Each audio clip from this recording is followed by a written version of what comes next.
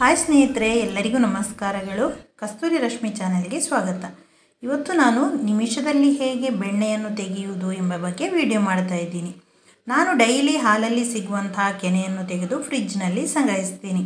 ನಾನು ಮೊದಲು ಹಾಲನ್ನು ಬಿಸಿ ಮಾಡಿ ಕುದಿಸಿ ಅದರಲ್ಲಿ ಬರುವ ದಪ್ಪ ಕೆನೆಯನ್ನು ಈ ರೀತಿ ಪಾತ್ರೆಯಲ್ಲಿ ಸಂಗ್ರಹಿಸ್ತೀನಿ. ಡೈಲಿ ನಾನು ಇದೇ ರೀತಿ ಕೆನೆಯನ್ನು ತೆಗೆದು ಸಂಗ್ರಹಿಸ್ತೀನಿ ಮತ್ತು ಅದನ್ನು ಫ್ರಿಡ್ಜಲ್ಲಿ ಇಟ್ಕೊಳ್ತೀನಿ. ನಾನು ಹೀಗೆ ಒಂದು 15 ದಿನಕ್ಕೊಮ್ಮೆ ಯಾವಾಗಲೂ ನಾನು ಬೆಣ್ಣೆಯನ್ನು ತೆಗೆದು ತುಪ್ಪವನ್ನು ಮಾಡ್ತೀನಿ. ಇದು ಹಾಗೆಯೇ ಸಂಗ್ರಹಿಸಿಟ್ಟಂತಹ ಕೆನೆ. ಇದನ್ನು ನಾನೀಗ ಫ್ರೀಝರಲ್ಲಿ ಇಟ್ಟಂತಹ ಕೆನೆಯನ್ನು ಈಗ ತೆಗೆದು ಇಟ್ಕೊಂಡಿದ್ದೀನಿ. ಇದನ್ನು ಒಂದು 2 ಗಂಟೆಯಷ್ಟು ಹೊತ್ತು ಹೊರಗೆ ಇಟ್ಟಿದ್ದೀನಿ. ಇದು ಈಗ ನೋಡಿ ಸಾಫ್ಟ್ ಆಗಿದೆ. ಈ ರೀತಿಯಾಗಿ ಸಾಫ್ಟ್ ಆದ ಮೇಲೆ, ತಣ್ಣಗೆ ಆದ ಮೇಲೆ ಫ್ರಿಡ್ಜಿಂದ ತೆಗೆದು ನಾನಿಲ್ಲಿ ಇನ್ನೊಂದು ಪಾತ್ರೆಗೆ ಹಾಕ್ಕೊಂಡಿದ್ದೀನಿ.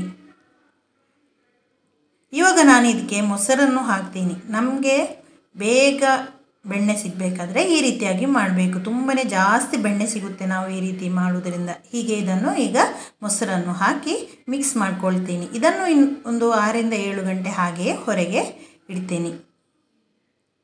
ನಾವು ಅಂಗಡಿಯಿಂದ ತರುವಂಥ ಪ್ಯಾಕೆಟ್ ಹಾಲಿನಿಂದ ಕೂಡ ಈ ರೀತಿಯಾಗಿ ನಾವು ಬೆಣ್ಣೆಯನ್ನು ಮನೆಯಲ್ಲೇ ತಯಾರು ಮಾಡ್ಕೊಳ್ಬೋದು. ನಾನು ಕೂಡ ಪ್ಯಾಕೆಟ್ ಹಾಲಿನಿಂದಲೇ ಈ ರೀತಿಯಾಗಿ ಕೆನೆಯನ್ನು ಸಂಗ್ರಹಿಸಿಟ್ಕೊಂಡಿದ್ದೀನಿ. ನಮಗೆ ಪರಿಶುದ್ಧವಾದ ತುಪ್ಪ ಮತ್ತು ಬೆಣ್ಣೆ ಸಿಗುತ್ತೆ. ಈಗ ನೋಡಿ 6 ರಿಂದ 7 ಗಂಟೆ ಆಗಿದೆ. ಈಗ ನಾವು ಇದನ್ನು ಮಿಕ್ಸಿಗೆ ಹಾಕುವ. ಸ್ವಲ್ಪನೇ ಮಿಕ್ಸಿಗೆ ಹಾಕಿ ನಾವು ಈಗ ಇದನ್ನು ಗ್ರೈಂಡ್ ಮಾಡ್ಕೊಳ್ಬೇಕು. ಒಂದು 30 ನಿಮಿಷಕ್ಕೊಮ್ಮೆ ನಾವು ಇದನ್ನು ಆನ್ ಆಫ್ ಮಾಡಿ ನಾವು ಗ್ರೈಂಡ್ ಮಾಡಬೇಕು. ಆವಾಗ ಚೆನ್ನಾಗಿ ಬೆಣ್ಣೆ ಬರುತ್ತೆ.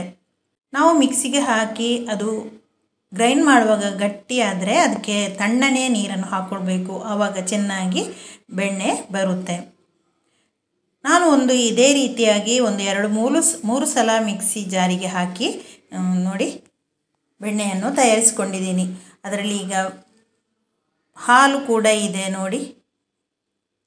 ಬೆಣ್ಣೆಯಲ್ಲಿ ಹಾಲು ಇರುತ್ತಲ್ಲ ಅದು ಕೂಡ ಇದೆ ನೋಡಿ. ಎಷ್ಟೊಂದು ಚೆನ್ನಾಗಿ ಬಂದಿದೆ. ನಾವು ಈಗ ಬೆಣ್ಣೆಯಿಂದ ಹಾಲನ್ನು ಬೇರ್ಪಡಿಸಬೇಕು.